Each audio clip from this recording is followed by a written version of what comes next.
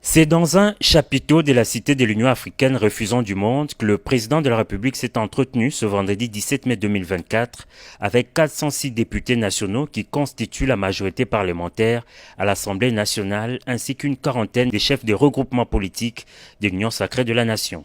Dans son discours introductif, le chef de l'État Félix Antoine Tshisekedi Tshilombo a rappelé à l'assistance les principaux défis qui attendent cette législature, notamment les défis sécuritaires, les réponses aux questions sociales et l'emploi des jeunes.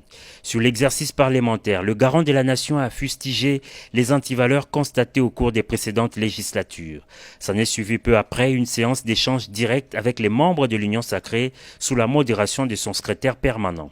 Les intervenants ont pour la plupart plaidé en faveur de l'équilibre géopolitique et de la représentativité de la femme dans les tickets présentés par le Présidium sur l'élection de membres du bureau définitif de l'Assemblée nationale.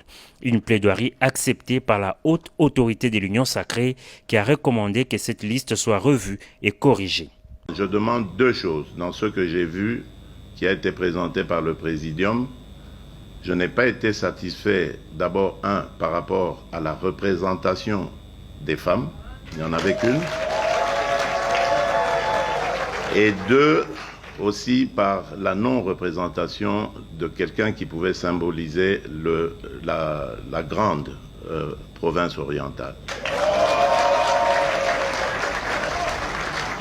Je crois que si nous arrivons à satisfaire ces deux exigences, en tout cas qui sont les miennes, moi, je serai content. Un message interpellateur et d'orientation bien reçu par les sociétaires de la plateforme politique. Le chef de l'État a tenu à rassurer, appeler à l'éveil des consciences. Il a essayé également d'insister pour que tous ensemble, même surtout au niveau de l'Union sacrée, nous regardons d'abord vers les intérêts de notre peuple et notre peuple d'abord. On est totalement satisfait parce que l'injustice était flagrante quand même. Bon, en tant que garant de bon fonctionnement des institutions, le président a tenu à corriger à ce que cette erreur soit corrigée.